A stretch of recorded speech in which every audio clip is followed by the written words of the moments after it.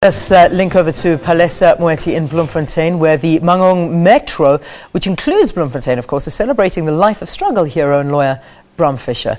Palesa, it's over to you again. Good morning, Leanne. And as you mentioned, we are in Bloemfontein in front of the Civic Theatre. I'll be talking to Mr. Peter Fischer, who is the nephew of Bram Fischer, just to hear how the Fischer family feels about what has happened today and how his legacy is being honored. Good morning, sir, and good morning. Welcome to the show. Thank you very much. It's a pleasure to be here. Tell me, as the Fischer family, how do you feel about all the activities and everything that has been done by Mangaung to honor the life and times of Bram Fischer? Well, when one considers your question, inevitably you have to ask yourself how it compares to how other great activists, political, social, spiritual, have been honored subsequent to their passing away.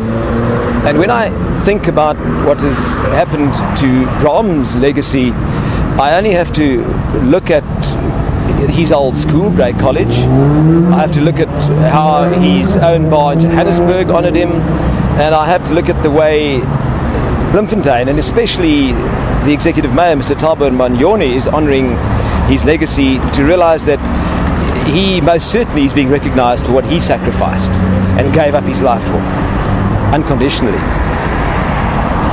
Do you think if Bram Fischer was here today, would he be happy about the state of South Africa? Look, it's very easy to look at matters subjectively within a time frame and criticise and judge and condemn. But we must not lose sight of the fact that this is a brand new country. It was only born 21 years ago. A lot of dysfunctional structures were inherited. And I think that if Bram was alive today, he would have looked at his glass of wine as being half full and not half empty, and been more than happy about the state of affairs. Yes, there's a lot still to be done. The battle hasn't been won. There's most certainly a lot to be done, especially on the economic front. And I think overall, Bram would have been most proud of what he'd sacrificed his life for.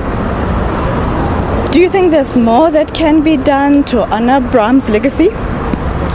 Well, if one recalls what Bram really gave his life for, and that is for the freedom of all South Africans, irrespective of race, creed, colour or religion.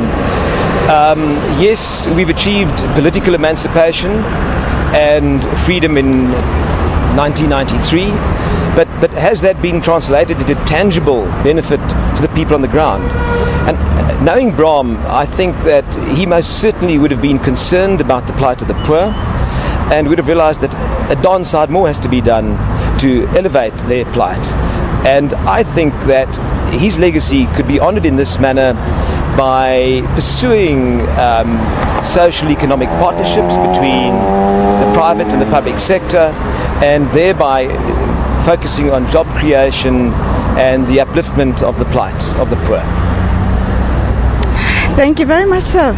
It's a pleasure and an honour to be here, and once again, I can't say enough thank you to especially Mr. Mangaung, the Executive Mayor of Bloemfontein, for what he's done to honour the name and the legacy of Bram Fischer. Thank you very much. Well, that was Peter Fischer talking about his beloved Bram Fischer.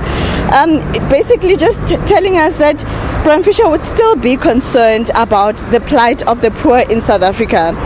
Despite the strides that South Africa has made, you know, he says that there's still a lot that has to be done that Bram Fischer would have loved to see happening. And with that, it's back to you in the studio. All right, Palesa, thank you very, very much. The life and times of Bram Fischer under discussion and, of course, being celebrated in Mangaung in Bloemfontein as we speak, this week dedicated to him.